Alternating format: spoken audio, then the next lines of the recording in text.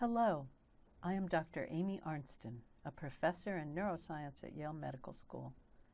By watching this lecture, you will learn about the essential biological role of the prefrontal cortex in neuropsychiatric disorders, information that is often not taught in medical schools or residencies. My hope is that in learning about the neurobiological basis of these disorders, it will help to reduce the stigma associated with mental illness. This presentation has been made with the help of my colleagues, Veronica Galvin and Dr. Helen Mayberg, who is from the Mount Sinai School of Medicine. Please see our disclosures at the end of this presentation if you are interested. Neuroscience research has begun to reveal the neurobiology of mental illness. This work spans genetics to molecular biology to even brain network imaging of patients. Most mental disorders involve impaired functioning of the prefrontal cortex, and I've shown that here colored in blue and red. This is a newly evolved brain region that subserves high-order cognitive functions and the regulation of emotion. This presentation will provide a brief overview of prefrontal cortical anatomy, physiology, and function, and how it dysfunctions in mental disorders. There are a very large number of disorders whose etiology involves dysfunction of prefrontal cortex. This presentation will just focus on three: schizophrenia, a profound disorder of thought; major depressive disorder and bipolar disorder, also known as manic depression, both being disorders of mood; and finally, Alzheimer's disease, a dementia associated with degeneration of the entire association cortex, including profound loss of prefrontal circuits. We will discuss each of these later in the lecture, but first, let me share the overall outline for this lecture. We will cover 6 general topics. First, we will talk about the basics: the definition, evolution, and development of the prefrontal cortex. Next, we will discuss the high-order functions of the prefrontal cortex, as they are so far-reaching and really fascinating.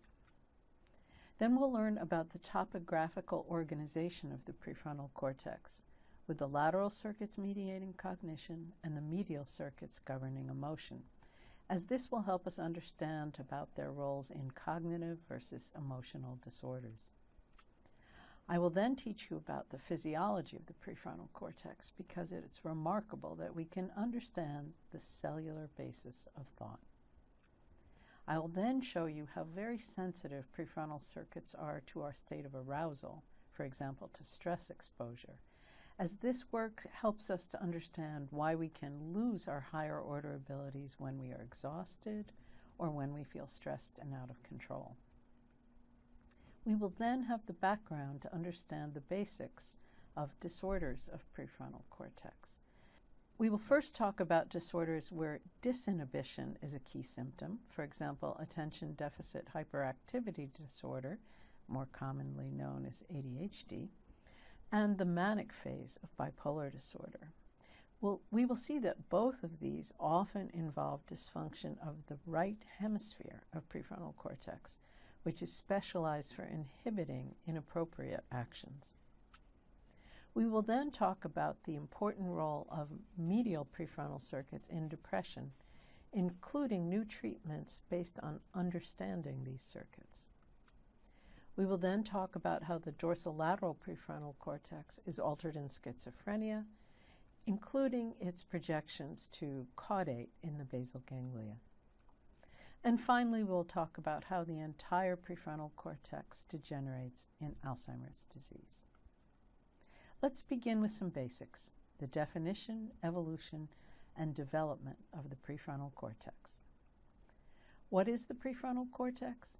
It's defined as the cortex rostral to the motor and premotor cortices in the frontal lobe. A reminder that the term rostral means towards the nose. More informally, the prefrontal cortex is the cortex that sits behind our forehead. Anatomists often define the prefrontal cortex as the cortex receiving projections from the medial dorsal thalamic nucleus, including the cortical layers that have a substantial layer 4. Layer 4 is the layer that receives inputs from the thalamus. However, the width of layer 4 can vary widely from different prefrontal subregions. Most importantly, the prefrontal cortex greatly expands in brain evolution. As you can see, it is very small in rodents, which can be a challenge for rodent models of mental illness. But it becomes very large in Old World monkeys and is especially large in humans, where it makes up an enormous amount of who we are. The prefrontal cortex develops very slowly, especially compared to primary sensory and motor areas. This is a study I'm showing you here from the National Institutes of Health, showing how cortical gray matter changes from age 5 to age 20 years old. As you can see, there are very large numbers of connections in the first years of life, and thus there is thicker gray matter, shown here in warmer colors, especially around age 5. As we grow older, the incorrect connections are pruned away.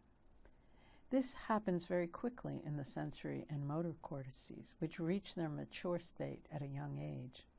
But the prefrontal cortex does not reach its mature state until 20 to 30 years of age, with the process occurring earlier in females than males.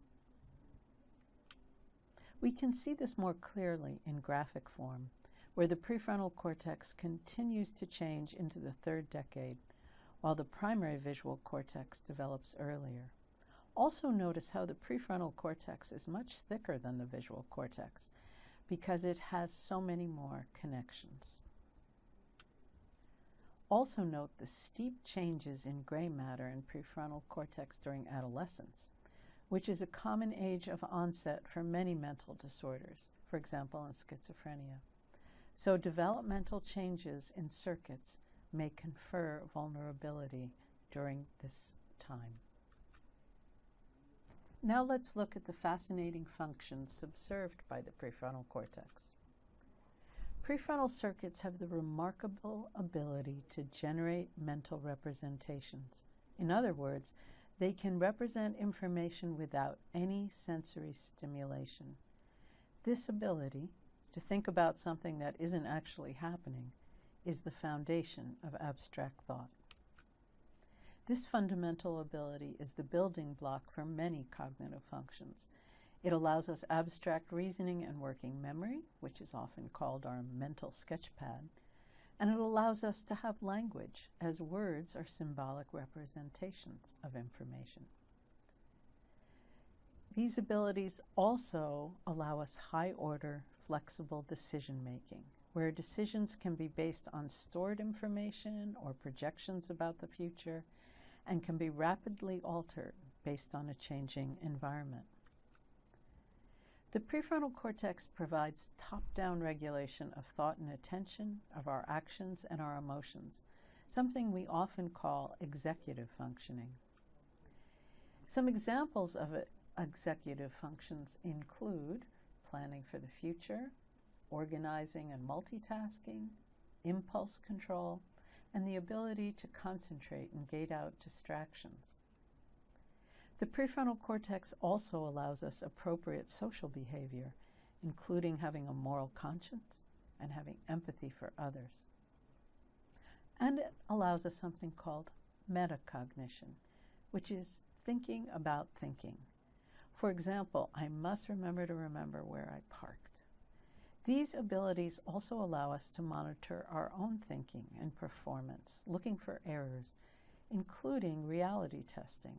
For example, is this really happening right now, or is it just a very vivid memory?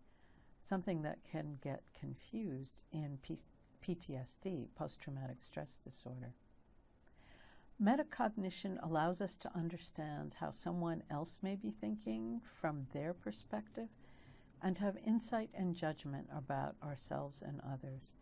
These metacognitive functions can be especially vulnerable in mental disorders including insight about needing treatment, a great challenge in this field, and part of why understanding the neurobiology can be so helpful to our perspective. To help us understand the neurobiology of mental illness, let's look at the topographic organization of the prefrontal cortex. First, the dorsal and lateral aspects of the prefrontal cortex represent and regulate our external world. The dorsolateral prefrontal cortex generates our mental sketchpad and can flexibly regulate our attention and actions so that they are appropriate to the task at hand. Some of the functions of the dorsolateral prefrontal cortex are working memory, abstract reasoning, top-down regulation of attention and action, planning and organization, and insight and judgment. Brain imaging data suggests that these abilities are topographically organized such that progressively more abstract functions occur more rostrally. So we have simpler representations more caudally, for example, just remembering a position in space, and representations of representations as we go more rostrally. For example, our metacognitive abilities such as insight and moral conscience are concentrated in the frontal pole. The anatomical inputs to the dorsolateral prefrontal cortex give us a sense of what it does. It receives highly processed information about the world around us from the association cortices, for example, from visual cortices about where and what things are, and from auditory cortices about sounds and where and what they are. And the prefrontal cortex then can project back to these same areas to regulate sensory inputs and attention and to influence motor output. It also projects to subcortical nuclei. For example, prefrontal projections to the thalamus are thought to be important for attentional gating, and the prefrontal projections to the caudate and subthalamic nuclei, which are part of the basal ganglia, can regulate unconscious habits. There are also massive connections to the cerebellum by way of the pons that may play a large role in the regulation of thought, and prefrontal projections to the brainstem arousal systems that may play an important role in motivation. And the prefrontal cortex is intimately connected with the hippocampus for encoding and recalling long-term memories. For example, when we recall a memory and replay it on our mental stage. In contrast to the dorsolateral prefrontal cortex, the orbital and ventromedial prefrontal cortex represent and regulate our internal state, for example, emotion, including flexible representations of reward and punishment. The ventromedial prefrontal cortex is shown on the medial surface of the brain, while the orbital prefrontal is shown on the ventral surface. It's called orbital, by the way, because it sits above the orbits of our eyes. The orbital cortex receives information about taste and smell and puts them together to create a sensation of flavor, as well as flexibly altering the desirability of a food. For example, activating a lot to the first bite of chocolate, but actually turning off when we have eaten too much chocolate and now it is disgusting, if indeed there is such a thing as too much chocolate. The orbital and ventromedial prefrontal cortex also receive so-called limbic inputs, for example, from the amygdala and the nucleus accumbens, which perform primitive evaluations of stimulus value, and as well as emotional associations and habits. The medial prefrontal cortex receives pain information. These circuits are the emotional suffering aspects of the pain response, which become overactive in chronic pain. The medial prefrontal cortex has many outputs back onto the limbic system for autonomic control of the viscera and regulation of our emotional state. These are especially prominent from Brodmann's area 25, an area we will see again when we look at the role of prefrontal cortex in depression. And, of course, there are many connections between the dorsolateral prefrontal and the ventromedial or orbital aspects of prefrontal. For example, for emotions to influence our actions and for top-down regulation of our emotional state. Interestingly, in humans, some functions of prefrontal cortex are specialized to one hemisphere. For right-handed individuals, the left hemisphere has been associated with language production and other generative functions. For example, Broca's area, shown here with the sunburst, is very important for the production of language, and it is close to the motor strip that physically controls our larynx, lips, and tongue. Areas beyond this region appear to contribute to language as well, but Broca's area is a major focus. Interestingly, lesions to the left hemisphere are often associated with depression, suggesting that this hemisphere plays a cheerleader role under normal conditions. In contrast, the right hemisphere is specialized for inhibiting inappropriate thoughts, actions, and emotions. Lesions to the right hemisphere, or experimental manipulation, which weaken its function, impair impulse control and can induce inappropriate social behaviors. We will come back to the importance of prefrontal lateralization when we discuss bipolar disorder later in this lecture. But first, let's talk about prefrontal physiology, as it tells us the cellular basis for how the brain creates thought. We'll start by talking about the microcircuits that generate mental representations of visual space. A great deal has been learned about the cellular basis of higher cognition from recordings of prefrontal cortical neurons in animals as they perform a working memory task. Many of the neurons recorded are so-called pyramidal cells because their cell bodies are shaped like pyramids. The firing of these neurons is recorded from a nearby electrode as the subject performs a working memory task.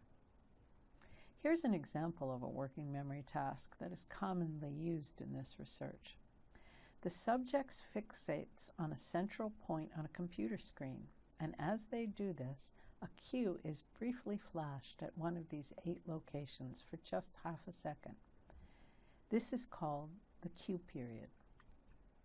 The cue then disappears, and now the subject must remember that location over the delay period, which can last many seconds.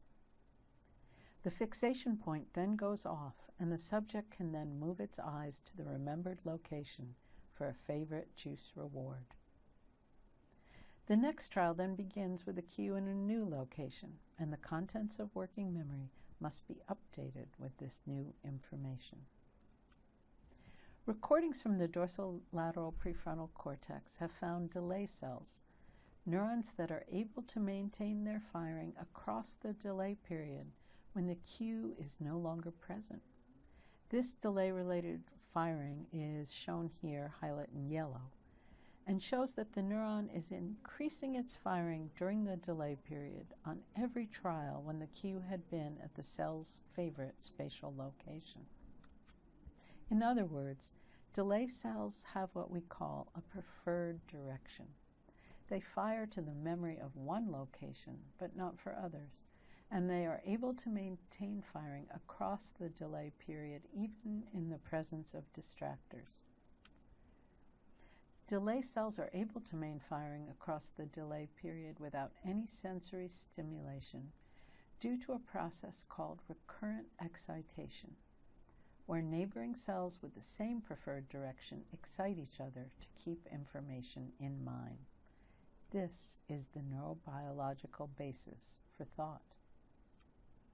A close-up view of the synapses where the neurons communicate shows that these pyramidal cells excite each other through glutamate NMDA receptor synapses, which are on dendritic spines. These spines also express potassium channels that can be opened by high levels of calcium cyclic AMP signaling. When potassium channels are opened by high levels of calcium cyclic AMP signaling, they rapidly reduce the strength of the synaptic connections, which reduces neuronal firing. The arousal systems, such as norepinephrine and dopamine, take advantage of this mechanism to coordinate our cognitive state with our state of arousal. As you may have experienced yourself, arousal has an inverted U influence on prefrontal connectivity and function, where either too little arousal when we're fatigued or too much arousal when we're stressed weakens our prefrontal abilities. At the extremes of this inverted U, we are unconscious, for example in deep sleep, and possibly with traumatic stress. This may be related to the absence of prefrontal synaptic connections under these conditions.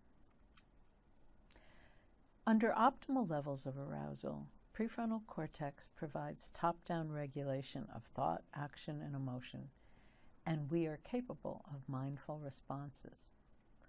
However, with uncontrollable stress, high levels of catecholamine release impair dorsolateral prefrontal function and strengthen more primitive circuits, switching the brain from a reflective to a more reflexive state, where we are governed by unconscious habitual emotions and actions. Many mental illnesses are caused or worsened by stress exposure, which likely involve stress-induced prefrontal dysfunction. Now let's see how this information relates to mental disorders that involve prefrontal dysfunction. Let's start with disinhibited disorders, ADHD and bipolar mania. As we learned before, the right hemisphere is specialized for inhibiting inappropriate thoughts, actions, and emotions. Interestingly, the right prefrontal cortex is smaller or develops more slowly in many patients with ADHD, which may help to explain why they have impaired impulse control and are more vulnerable to distracting stimuli. The right prefrontal cortex is very underactive during the manic phase of bipolar disorder, but it returns to normal when the patient becomes euthymic, in other words, when they've returned to a normal mood state. This helps us really see a potential causal relationship between right prefrontal dysfunction and a manic state. Now let's look at an example of a medial prefrontal disorder, major depressive disorder. The symptoms of depression often include persistent sadness, hopelessness, loss of interest, anxiety, and mental anguish, and even mental paralysis, similar to what we often see in Parkinson's disease. And imaging studies have shown evidence of altered medial prefrontal function in major depression. Depressive symptoms in depression and in bipolar disorder are associated with elevated activity in Brodmann's area 25, which is also called the subgenual cingulate cortex. These are the circuits we discussed before that subserve mental suffering. Brodmann's area 25 is underactive in bipolar mania when mood is unnaturally elevated. Interestingly, all effective treatments for depression, medications, psychotherapy, even a placebo effect, if that placebo works, reduce the activity of Brodmann's area 25. Intriguingly, this subgenual prefrontal area has exceptionally high levels of serotonin reuptake sites, which are what are blocked by SSRI medications. So this brain area may be a key site for these antidepressant actions. For those who are not helped by medication, in other words, they have intractable depression, deep brain stimulation to turn off Brodmann's area 25 is in experimental use. And this shows an electrode aimed at this area that can electrically shut off the activity of this region. Now let's turn to an example of a disorder of the dorsolateral prefrontal cortex, schizophrenia. The symptoms of schizophrenia include hallucinations, delusions, thought disorder, cognitive impairment, and flat affect. Thought disorder and cognitive impairment involve dysfunction of the dorsolateral prefrontal cortex, and alterations in prefrontal function may also contribute to delusions and hallucinations. In healthy subjects, the dorsolateral prefrontal cortex activates as they perform a working memory task, including a working memory task similar to what I showed you before.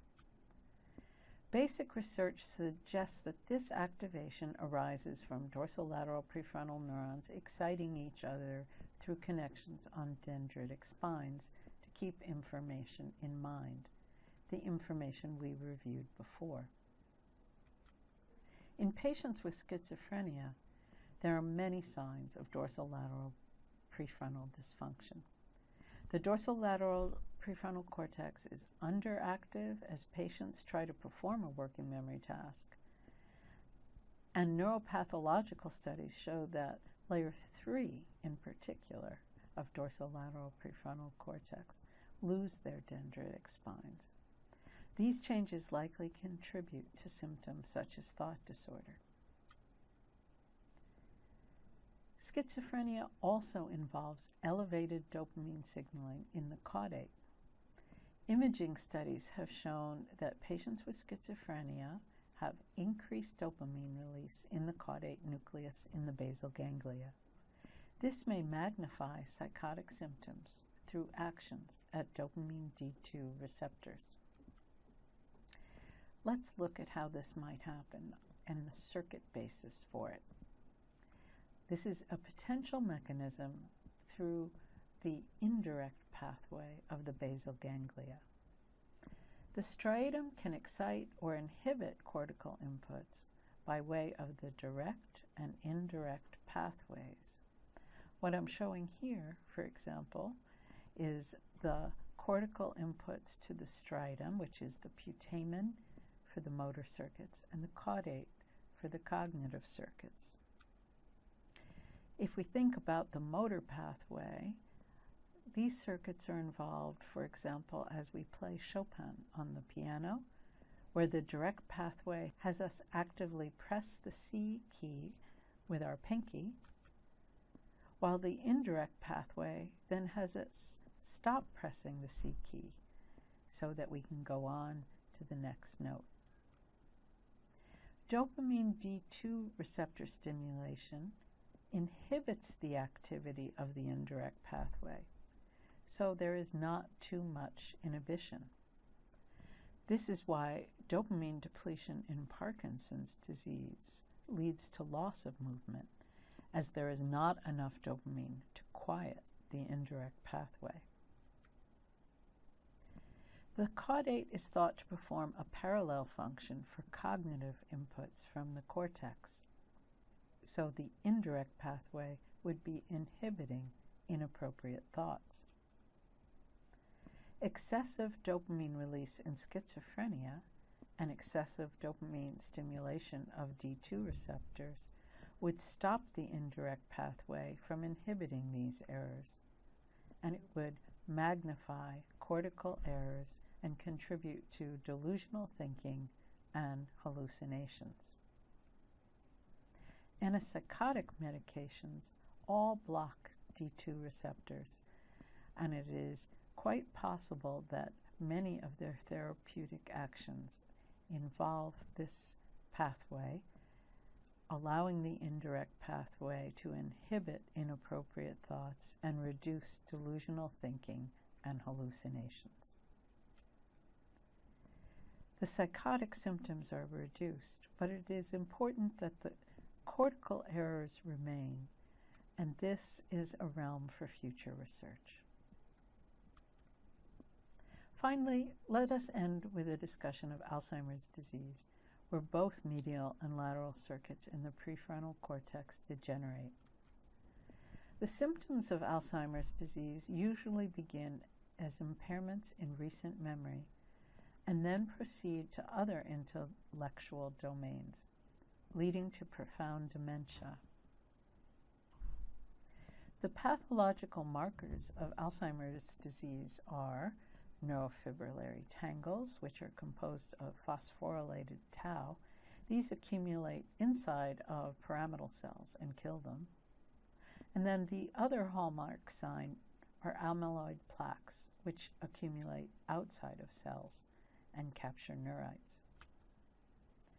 Cortical tau pathology, those tangles, begins in medial temporal cortex, specifically the entorhinal cortex, and then spreads to the association cortices. When it spreads to the prefrontal cortex, it's associated with symptoms such as impairments in abstract reasoning, impaired recall, disorganization, language deficits, loss of insight, and personality changes such as increased aggression or hypersexuality. It is these personality changes which often require a person to be in a nursing home, as it can be difficult for an elderly caregiver to take care of someone who is very aggressive. Current research is trying to understand what causes degeneration of the aging association cortex so that we can develop new treatments to protect the cortex and lessen the incidence of this terrible disease. So in summary, the prefrontal cortex subserves our highest order cognitive abilities and the regulation of emotion. Loss of these abilities is common in mental disorders and is an important area for future research. We hope this information has been helpful to you, and thank you for your attention.